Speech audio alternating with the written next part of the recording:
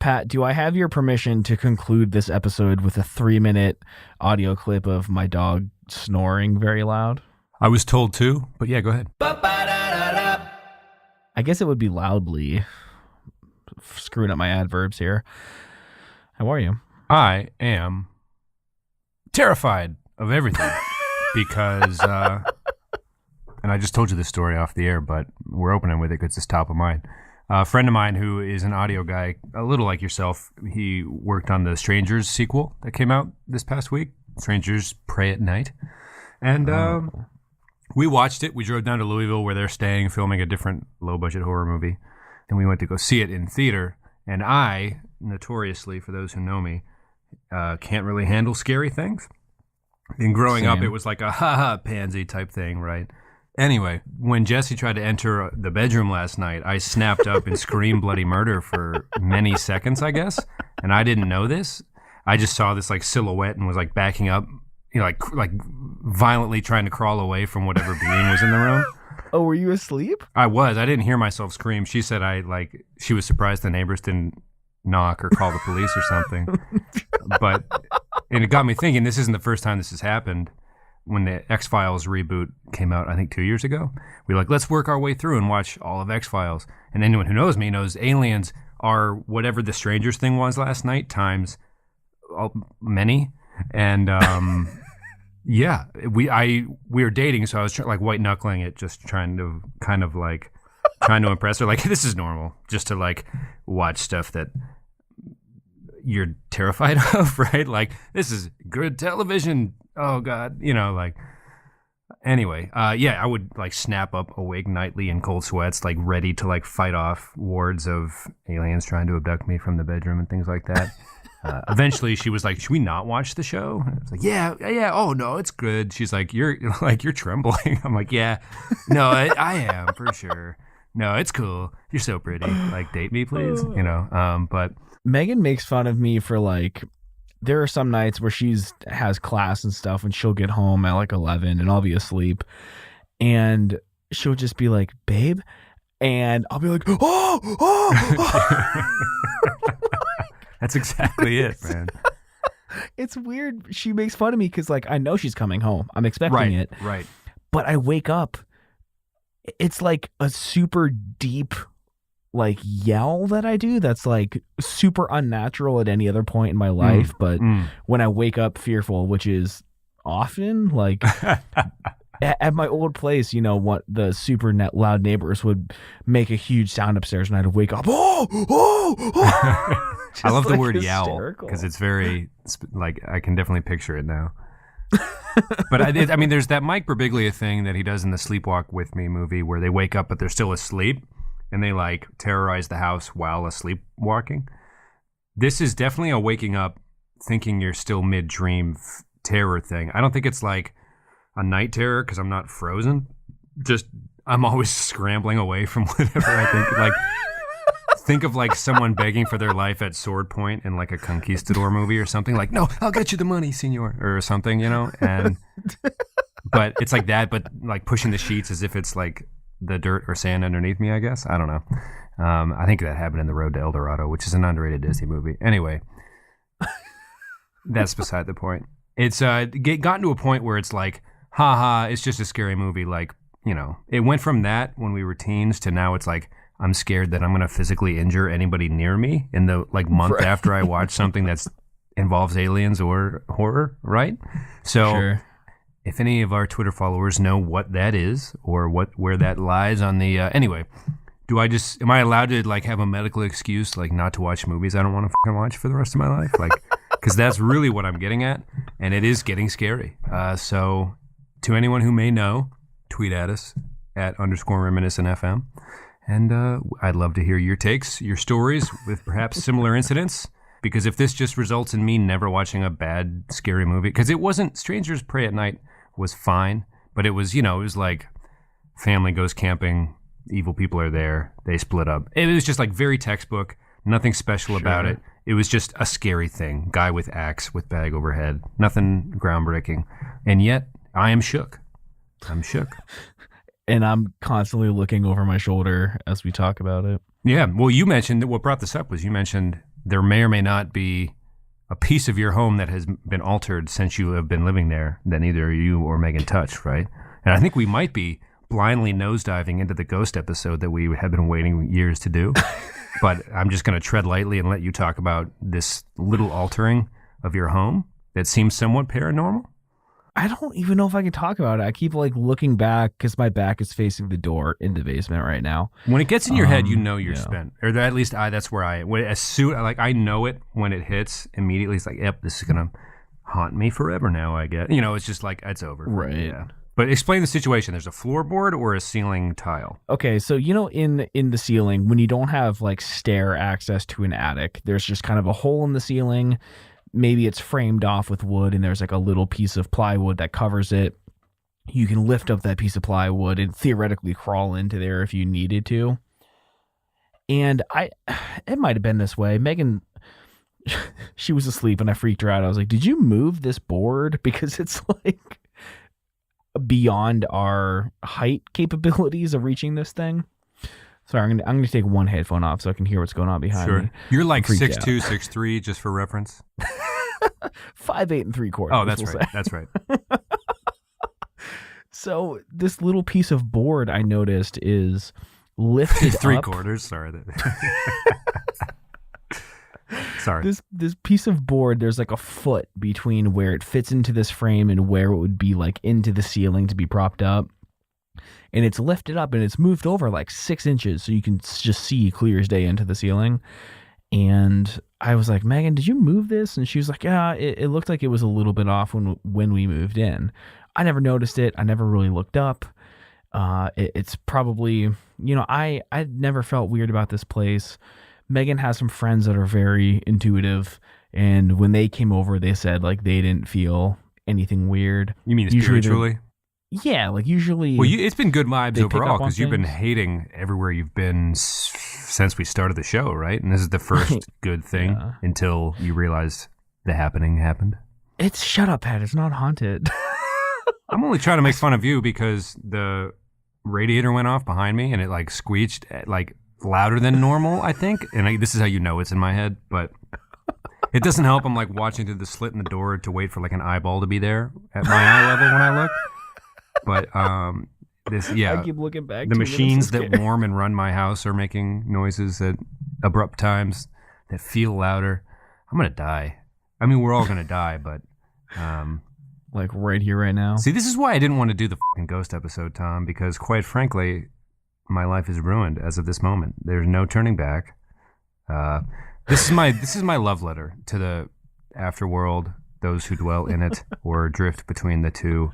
The men between the moments, as it were, men and women in between the moments, or just those who are out to watch the world burn, or aliens, to everybody. This is all inclusive. I fear you. I believe in all of it, and I'm sorry, and I hope we can coexist. If you're a tortured soul, I hope you can find peace. Things of that nature. Aliens, I hope you're in pursuit of scientific learning. I support those efforts. And again, I'm sorry for anything humans may have done to you, humans who are not me, or if there are like the souls of any ants I've stepped on that have reincarnated to become serial killers with bags on their heads. They drag X's on cement really loudly and as they walk slow. And everyone's just trying their hardest. I'm just trying my hardest. And please don't hurt me. Love, Pat. Awesome. Great. So I feel like the whole theme of the show is to basically say we're going to talk about things and then never do it. Yeah. We started that very early. I've been thinking about this lately. Came to my head today. Started very early, I believe with episode 1, when I told you that I had a crazy story to tell you. Yeah, you've been teasing that. This has been the longest tease in the history of, I don't want to say podcasting, but it's been 2 years, so... It's been a year and a half. Give the people what they want, man. But basically, I just wanted to... We said last time we would talk about having friends over, and I just wanted to give you a little life hack here real quick. If you want to clean your apartment up... Hey, everybody. Now we're going to take a quick break for a reminiscent life hack. Doop, doop, doop, doop. Hit us with it, Tom. If you want to clean your apartment super well, invite people over for the weekend because it'll be the best your apartment has ever looked. And this has been Life Hacks with Reminiscent. The haunted edition. Yeah. So yeah, we had people over. There's not a super awesome story or anything, but The haunted edition. we got her apartment so clean. Yeah. And it stayed that way. And I kind of want to segue that into just, I've been more like stressed and depressed and anxious lately than normal. And I found it really interesting that I can't really find anything I want to watch on Netflix to like kind of, I don't know, dull the pain, right? That's the most 2018 sentence I've ever heard in my life. And I'm here for it. I love it. Because I feel that way all the time. So I've really come around to liking like doing the household chores and stuff. Yeah. Like, I don't know what it is, man. I've just been like... Do you get to mow your own lawn? I think they have a service for that. Mm. But I was going to see if I can mow both of our lawns to like take $100 off our rent a month or something. Oh, that's nice. But I've been just like doing the dishes lately, doing all the laundry, folding it. I've been vacuuming our area rugs and sweeping the floors, dusting. It's just everything's going away where it should. I don't know, man. I think it's just because I'm like proud of this house, and I love it. So I want to keep it looking nice. But Megan and I went to this, it was a seed swap, which was like, we did some classes on like planting seeds and gardening. We bought some raised flower beds, and we have like 300 square feet of area outside of our yard that we can garden on. And I am obsessed with the thought of growing fruits and vegetables and herbs and flowers and stuff. And like, I'm super anxious to just get going because I want to. Like, I never thought I'd be like that 70-year-old retired man who just takes care of his lawn all day, especially at the age of 26. But I'm so hyped to make my lawn look beautiful. And I think a lot of it is because I'm like, just feel so, I don't know, man, anxious lately that I feel like it'll be a nice thing to just do. And I don't know how I feel about being a therapeutic gardener at 26. I think if you go back to our episode, Joanne's Rules for Fulfilling Life. Episode 11. I think one of them was keep a healthy garden. I think there's nothing wrong with caring for a garden. I don't think there's any age that comes with equating yourself with nature, even in your own backyard. I think that'd be a very healthy exercise.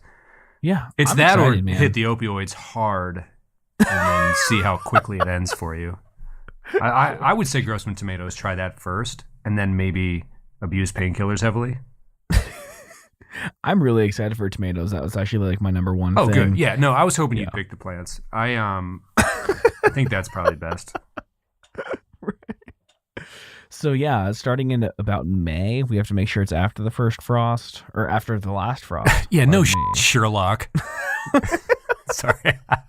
I couldn't resist. But yeah, I think generally that's the advice, right? Is you don't want to hurt the plants. If only Hanson knew. They wouldn't have to sit around waiting for which one would grow. Plant a seed, plant a flower, plant a rose, plant anyone does. Beautiful. It's fucking a banger. I will for the third week in a row just talk about that song and how that line bugs me. It would take very little prompting for that to happen. I will dive right back into how. Never mind. Anyway, yeah, you should do that, and I think it might be a pretty penny to start a garden. Not a pretty one, but like, it's not necessarily cheap, right? Well, so we went to these garden stores. We bought some raised beds, which I'm excited about. Right. Which are pricey because you have to fill those with the nutrient-filled dirt, right? With a ton of soil. Right. A ton of it. Right. Have you read up on the proper mixtures and whatnot? Dozens of square yards, yes. And we have to rototill the land underneath it. We have to put declayer in it. And then... You've got to eat a lot of the peat moss you buy, which is a weird step. You got to consume small amounts of the parts of the dirt just to make sure... So then you have to borrow a rototiller from somewhere because we're going to rip up this whole like bit of land by the stream. We're going to plant a bunch of stuff there. Super excited. God, Levi must have just jumped off the bed upstairs, which is right above me, and made a huge bang. And now I'm all freaked out about the ghosts again. Yeah. Jessie just came home, and I just heard the door opening, and I thought she was going to the gym tonight. And I was like, it's fucking happening. I honestly just almost died just now, just thinking. Like, for that 10 seconds, you were just like, oh, Levi's jumping around up there on this end of it. I was just like, had not blinked or taken a breath for that whole stretch. Anyway, it's just Jessie. Everything's fine. And my radiator is just trying to heat the apartment, it turns out. So, yeah, no, I would love to start a garden as well. It's a little tough. We're on the third floor of an apartment building. I guess I had wanted to try that this summer, perhaps. Not a lot of extra fundage with the wedding planning going on and whatnot, but sure. I guess we could drape something over the railings and see what goes. My one fear, I guess, would be walking in the very small amount of space we have to go down that fire escape for there to be like bees and bugs and shit attracted to our healthy plants. If you know what I mean? Just like, look at these tomatoes. Just terrorized every day by a victim of my own green thumb. Yeah, I don't know. I'm excited. Just wanted to get that off my chest. Yeah. Anything else? You said you've been, I guess, to let the listeners in a little peek into Tom's world. That's what we should call the show, though. A little peek into Tommy's world, because that's what I think it is, and I've enjoyed it. You applied for a job recently. Yeah, and I think that's where a lot of the stress is coming from, and I want to blame Matt for that. He is stressing me out. I'll throw him under the bus. I'll throw Matt under the bus without hesitation on any moment of any day. And it's got nothing to do with the fact that he was born and raised in Canada. It's just how I feel about him as a person and the things he stands for. So I just want to make that perfectly clear. Yeah. First of all, I want to remind the listeners that this is the same asshole who donated to our honeymoon fund. It just gave Tom like a gift. Fucking bitch. So then he sends us a tweet telling me that my dream job is available and I could be working for my favorite podcaster and creator in the world. What's this dude's problem, right? What a taint. So it's the first and last time I'm going to use that word as an insult by just saying it at the person. So I spent about a week and a half building a website to essentially, it's my resume, cover letter, audio samples, and professional recommendations, which you are on there. And it was a very heartwarming message from you. But yes, Matt found this like job opening for basically a podcast producer, full-time with benefits, vision and dental, like no shit, a real job. And I'd be editing some of like my favorite podcasts. So very cool of him. Thank you. Which you enjoy podcasts for the listeners? Yeah. You do? Yeah, You're a fan of them? Okay. Right. So I apply, and it didn't even occur to me until after the fact that when you email a resume to someone, you don't know what happens from there. But when you build a website and you give them a link, it tracks every click that goes to that site. And there were 4 hits from different areas of New York City, which is where 2 of the co-founders are from. I have not seen Gray looking at it in London unless he is in New York City. I don't know. And I found myself very stressed out that I couldn't see how long they spent on the page to see if they looked at everything. And I'm trying to like go through all the analytics and see if I can track what they clicked on and stuff, and it's like way too stressful for me. And also because it's a website, I can edit it, whereas you can't on just a regular resume. So I'm thinking like, damn, should I have put a picture of myself in there? I wouldn't normally do that on a resume, but the website felt empty.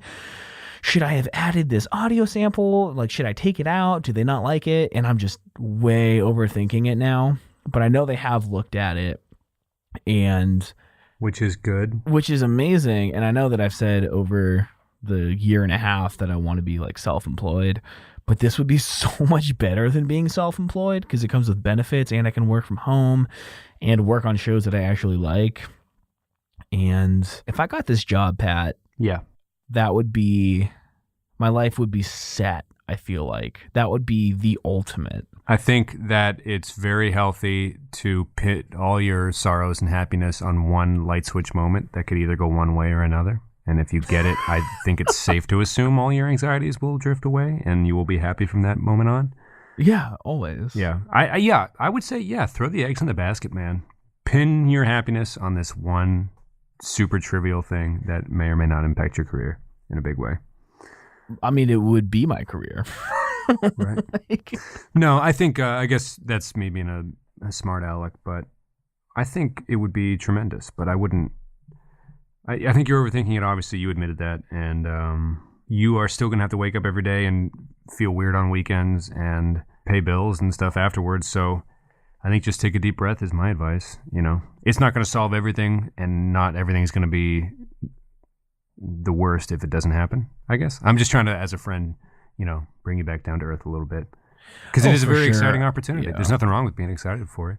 I never thought that a job out there that seemed like perfect existed, but right. I mean, you'd make a career out of podcasting, which would be, you know, you were in a wood shop 2 years ago when we started the show, and then, yeah, you know, you were like, I think I'll try podcasting, and less than 2 calendar years anyway, later, making a living off of it. That would be not insignificant, certainly. So, yeah, you know, do you feel you put your best foot forward with the resume? I do. I really do. To be honest, I feel pretty confident. You should feel proud in that. You should feel at least content in that. Either you have more room to grow or things to learn if you don't get it. When do you expect to hear from them? I mean, they didn't have a timeline or anything. I don't know. I don't know at all. But it's definitely made going to work harder. Like, yeah, your mind's drifting. I mean, I was already kind of 1 foot out the door to begin with, but knowing that something out there that's like seems relatively perfect, and knowing it's available and that I have a shot at it, it's just like I don't give a shit about anything. Like, I still go to work on time, I do a good job, whatever, but my mind is just like, dude, like it made me feel like there are things out there for me, because I kind of felt like the only way I can do anything is if I created something myself, but obviously that's super fucking difficult. Well, plus health insurance is the dopest. Oh my God, yeah, for sure. Even just like getting your teeth cleaned at a dentist for $30 is like nice, you know? Yeah.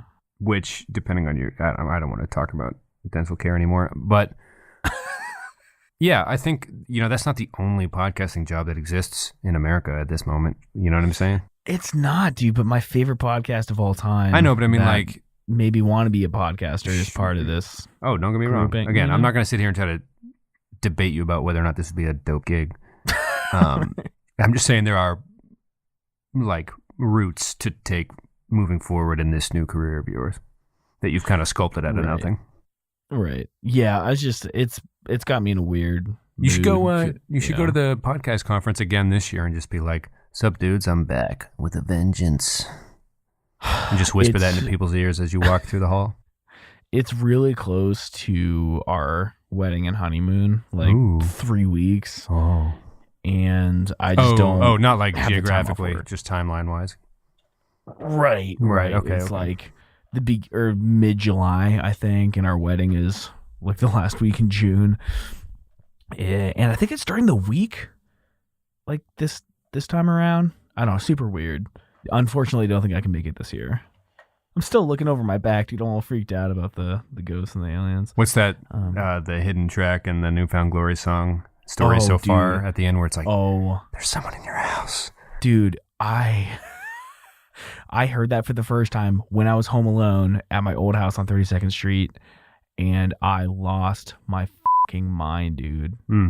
Horrifying. Good prank for people who would doze off listening to CDs on car rides and stuff. Horrifying, yeah. And it's like a good song, so I would enjoy listening to it frequently. I'm gonna try to get the weird mood vibes out of here. I'm in a weird mood. I'm in a weird place right now. Yeah, I'm at a crossroads. Sure. Hey, grow a plant, dude. Yeah. Grow a plant. I'm gonna start growing tomatoes in an egg carton. Yup. That's the plan. Yup. So what do you have for us this week, Pat? Man, I wanted to talk about Elon Musk at South by Southwest. Okay. He was talking about how his timelines for Mars are admittedly aggressive, but they're building this ship now that would take, would either go there or take people there. I forget which. But he was talking about how there would be kind of a Wild West mentality for the people that went, in terms of waivers and things like that. Like you'd have to expect to probably die in some weird accident as they learned how to exist on the planet properly. Right. And I wondered if you'd seen any interviews from him on South by Southwest, and if you had any thoughts on his Mars endeavors, anything. I mean, it's pretty rare that you get to just like, usually I'm like, oh yeah, what an eccentric billionaire, tech mogul. You know, like I just acknowledge his existence, but don't really, play along. But you love him, and I'm here wanting to talk about him. So what are your thoughts specifically on the Mars thing and anything else Elon related? I'm here for it, and we can embrace this moment together. Well, I'm not prepared because I haven't seen his talk at I only South saw clips by, on the news. That's all. Everything I said is the only thing I saw. Well, let me start with this. Would you ever want to be one of the first humans to ever live on another planet in a colony? I'm severely underqualified, but I would if I were single and, not about to be married. Yes, I would. There is an organization called the Mars One. It's called like the Mars One mission. And basically they were trying to find all these people who would be the first people on Mars, and they would buy them a one-way ticket and they would die there. They would give it their best shot at making a living there. And actually, one of my ex-girlfriends dated a guy who was one of the finalists to be considered for this. He was in like the last 100 out of 20,000 that applied, and they were taking like 24 or something. Yeah, I think I would, because I mean, obviously that's a unique opportunity. And I think when Elon says he's going to do something, he fucking does it. I think we've seen that over and over again. His timelines are unrealistic, but he said he was going to send a Tesla beyond Mars, and he did, with ease, you could almost say. And I think I know he's going to do it. That was always his mission. That was always the bigger picture, was to colonize What's Mars. your dream death on Mars? Like you're out there in the Wild West mentality. You're just a guy. And then, I don't know, the suit snaps or whatever. I wouldn't want to struggle to my death. I don't want to be 100 yards away from the airlock. And just have my suit start leaking and I can't get back in time. Right. Like, that's definitely not how I want it to go. Right. There's a lot of brutal space deaths to be had. I wouldn't mind an explosion once we're beyond the moon. I feel like I want to get beyond the moon because no human has been beyond the moon. So I at least want to have that title. Right. Obviously, I'd love to touch down. I think I would like if once your foot touched Mars, would you be like, dope? Like, right. Like my full life, like, so like, would you feel the weight of the moment? You think just like, oh, this is. I'm content forever. Like, no sex I'll ever have or anything. Like, I am the first person to go to Mars. That's exactly how it'd be like. And I think, I don't know. I don't think I'd want to die of old age on Mars, but I'd like to die a healthy 45, Yeah, what if it, like, worked? Like, you just age and loneliness and the weird depression, anxiety stuff that you had on Earth kind of just crept back in after you got comfy. Like, oh, damn it. Like... I'm like horny and lonely again, and I'm depressed too. God, PNC is still somehow getting a hold of me for my student loans. Yeah. Sir, we've seen that you're actually still alive on Mars, sir. So, about the $75,000 you owe us, we just figured we'd like we obviously have allotted the 7 years it would take for you to get a message back to us by space shuttle. So, if you could snail mail us a response as to your funding situation. But yeah, I'd go to Mars. I would happily go to Mars. I would happily go to lower Earth orbit for a day. I would do any of that. I would take a balloon up, dude. Pansy. I could. Are you scared, dude? Drink a Red Bull, dude. Scared, bro? Yeah, dude. Then jump. Strangers pray at night, dude. I think definitely having a partner changes a lot of that. Right. Well, I feel like, and this is maybe getting back to the, your inner feelings about stuff. I don't know. I feel like whenever I've known you, you always talk about yourself like this loner that doesn't really have a spot and you can't think of a career, but you're passionate about audio. There's a cool job in audio that you have, and you're like, yeah, I'd go to Mars, but if I were alone, but you're not. You have a fiance and you have friends, and I don't know. I think I wouldn't fight the fact that you're about to have a garden with your fiance at a house that you like in a place that you're learning to enjoy. Not to go from Mars to super real in 0 to 60, but or 0 to 60 type fashion or whatever. Sorry, I'm stumbling over my own words. I think I don't know. I think your uniqueness is important, and you're a spark plug, an energetic young lad. But yeah, I think accept the love, man. Dish it out, accept it, allow yourself to accept it, and yeah, I don't know. Try to take it easy. There are people in this world who love you. Well, thanks, Pat. Yeah, I don't know if you relate to any of that at all, or if that was just gibberish bullshit, but I don't know. That just caught my ear when you said, "Oh, if I were single, I'd definitely go die on Mars right away." But it's like, I don't know. There's people who look, there's people. You got some peeps. But then again, dying on Mars, that's unique. That's very unique. Yeah. I think I would take it. I really do. Okay. Would you come with me? I don't know. I haven't thought about it a lot. I'm reading Artemis by the guy who wrote The Martian. The Martian was good. And Andy Weir.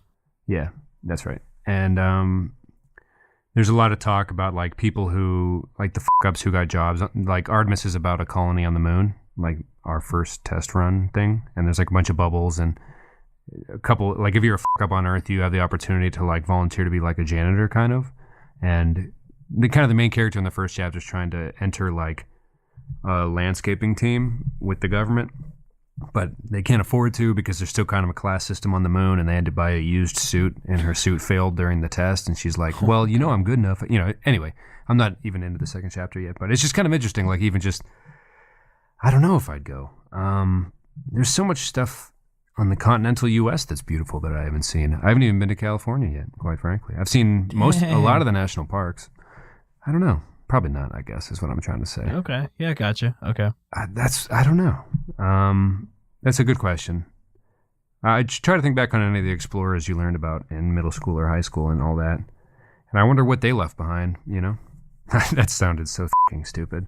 But I am curious. You know what I mean? Like, it's like, hey, the world is either a disc or it's not. You'll either get killed by people who live there or you will fall off the fucking everything. Like, oh man, well, I'm single and I can either jerk off here or jerk off there, so I'm going. Oh, later, Spain. Yeah, I don't know. Like, was the mindset oddly similar? Who's to say? We could probably look it up, but I'm gonna say no. I don't know. There's just more stuff to see, and I've been working on being content in my day to day over the past year, as I think I've mentioned on this show. So, I don't think whatever I am looking for is necessarily there. And that just adds a lot of chances to die. So I'm going to pass. And I try to read about it and salute those who came before me in the process. Okay. Is that an acceptable answer? That's fine. That's totally what I expected. Yes. Yeah. I don't know. That's my new thing is I'm not sure I'm ever going to find whatever it is I am looking for. Anyway, trying to work in to out. It lately has been my thing, and it's working okay, I guess. I'm gonna have to follow you on that one. It's just been weird, man. Things have been weird. I don't even know why.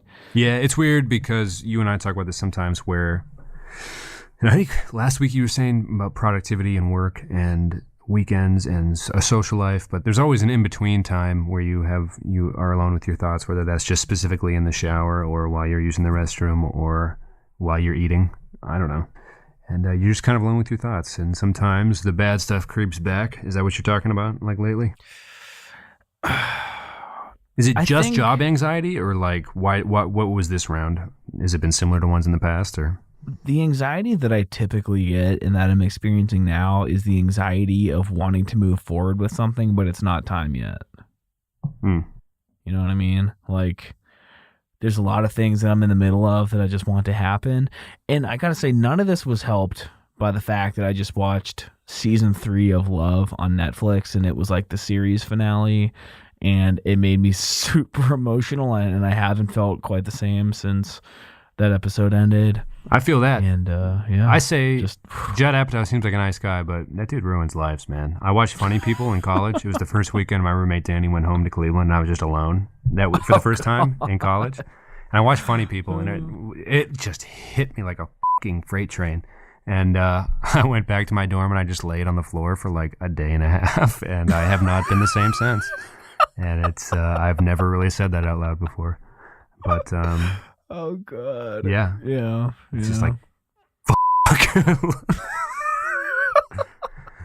Yeah, so strive to better yourself and help others. I think that's probably the message overall. Anyway, yeah, hopefully it wears off, and hopefully you hear back. Keep yourself busy with the new job stuff, if nothing else. Take your mind off it.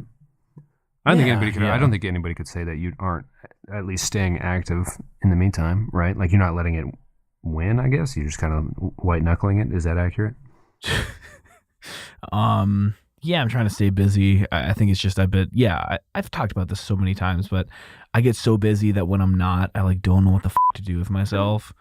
Yeah, you texted me Saturday. Yeah. What was that all about? Was everything all right? What did I say? You just said, hey, or yo, or something. I don't know. Oh, yeah, I was just feeling a little bummed out. I just wanted to see what was up. Well, you did not respond when I said, is everything all right? So I didn't. I think I went to that gardening thing with, I don't know, something happened with Megan. We got busy doing stuff. I apologize. Got busy? Hey-o. Swapping seeds, huh? Speaking of getting busy, we are swapping 1 week some away seeds from a major milestone in this podcast. Swapping some seeds.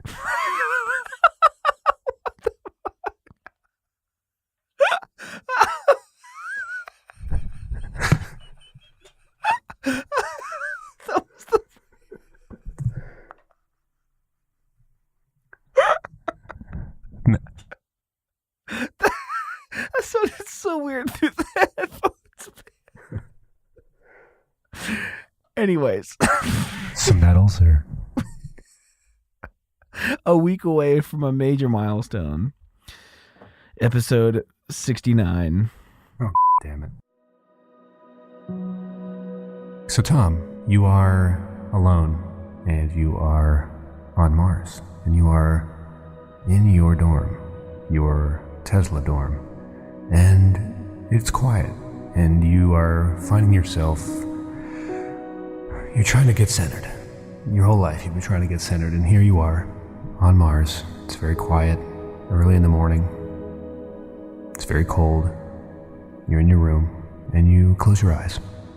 I close my eyes, and I imagine Earth rising over this red rocky planet. And I'm just at peace knowing that up until this point, and even including now, no one has died on this planet. So there's no ghosts. It's not haunted. I can keep my eyes closed without fear of having to check my surroundings to make sure nothing has moved since they were last opened. And that's just such a comforting feeling that it's like, even though ghosts, wouldn't, at least you kind of like logically work out something that's illogical. So even in your own mind, here on Mars, you've found peace, which is good ultimately.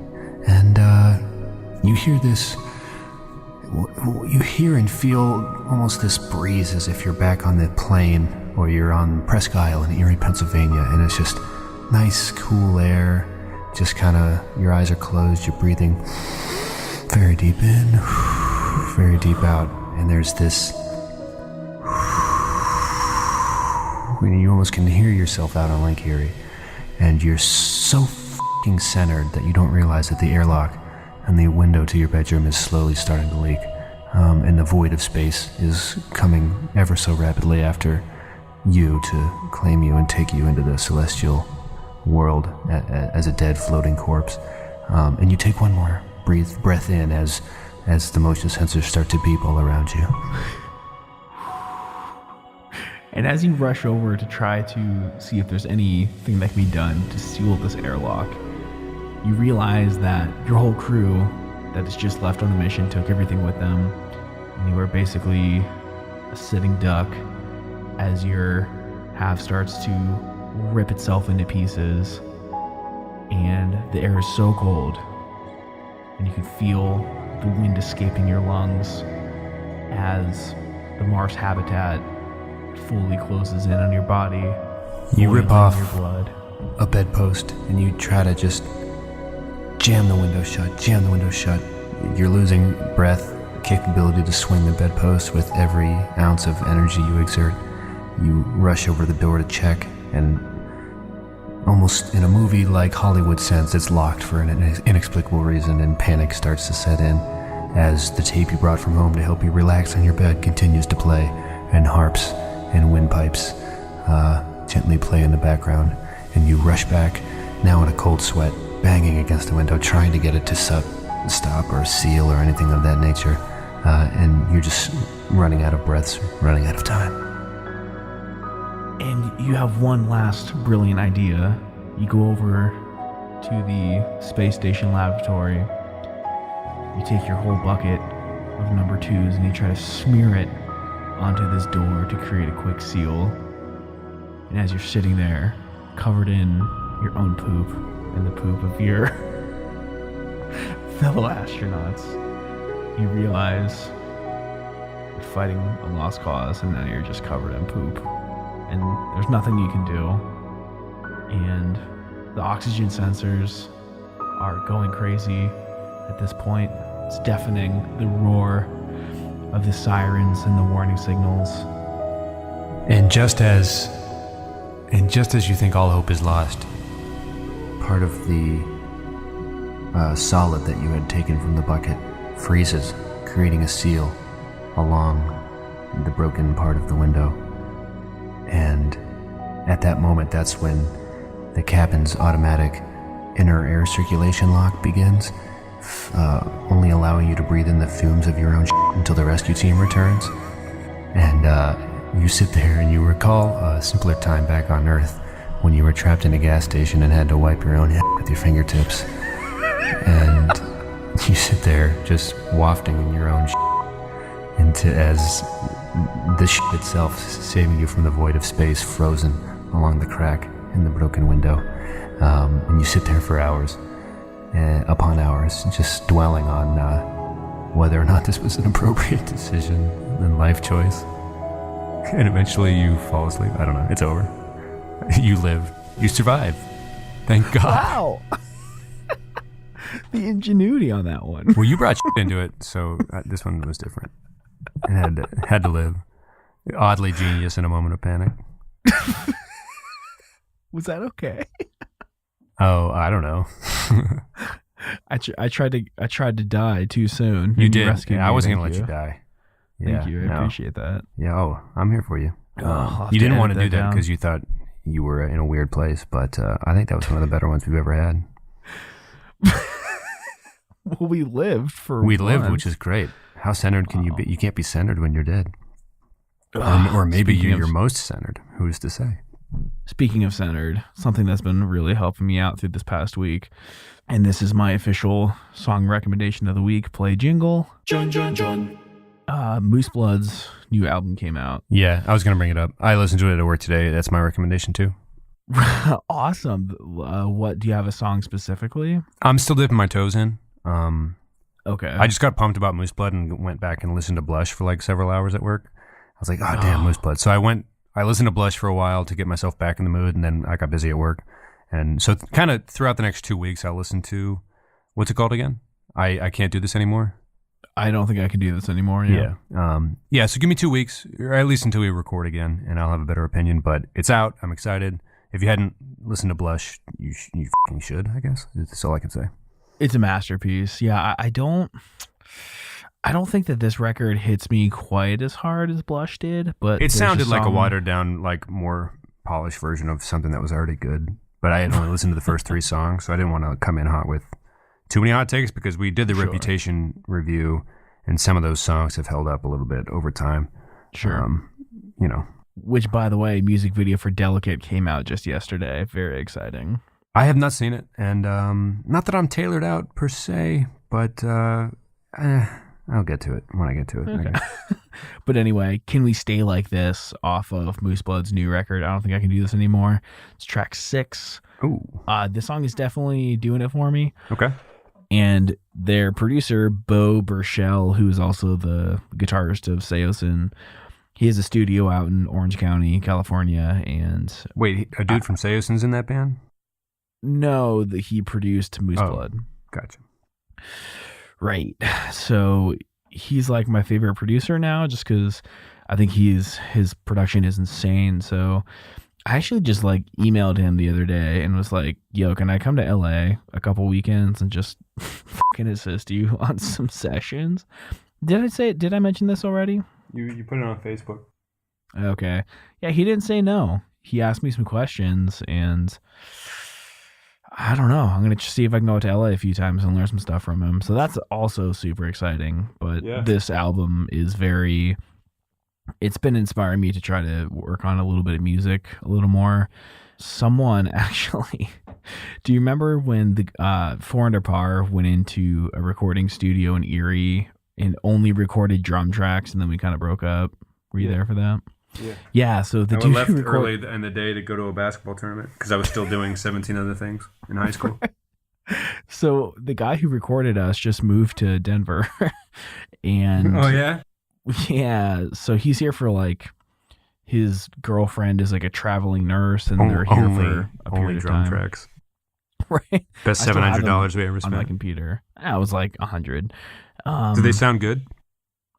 They weren't mixed, so they sound like raw drum tracks. You are a pack rat of digital things. You know that? You have so much random crap that you hold on to. Like, what are you saving those drum tracks for? They're just there. They're just in my iTunes library. I've had them since 2007. Damn, homie. So he's in town. I want to start making music with him. It was inspired by how good the new Moose Blood record sounds. Put a link in the show notes, elemental.fm/reminiscence/68. Just listen to the whole thing. It's so good. There's some really good songs. There's a song that's like kind of brand new-ish. I think I might have sent that to you and Zach a while ago. If not, I meant to. It's really good. Really, really good. And it's been like mid-60s for the past week in Denver, so I've just been driving with the windows down, blasting it, and it is my little bit of relief in an otherwise weirdly emotional week. Yes. Well, so yeah. If I injure myself or others in a night terror this week, you'll be the first to know. You'll be my first call from jail. No, just kidding. But honestly, Strangers 2 was kind of scary, and it has gone beyond just being funny. It's like weirdly odd now. So please don't ask me to go see a horror movie with you. I don't want to. And also, it will affect anyone within 5 feet of me for the next several weeks. So, for the record, I guess this wasn't our ghost episode. So stay tuned for Tom's eventual good ghost story, I guess. And that's as good a note as any to end on, I guess. I told them all on the Hauntingly Beautiful podcast. So you might have to go to that sometime in April. Ari's show? Yeah.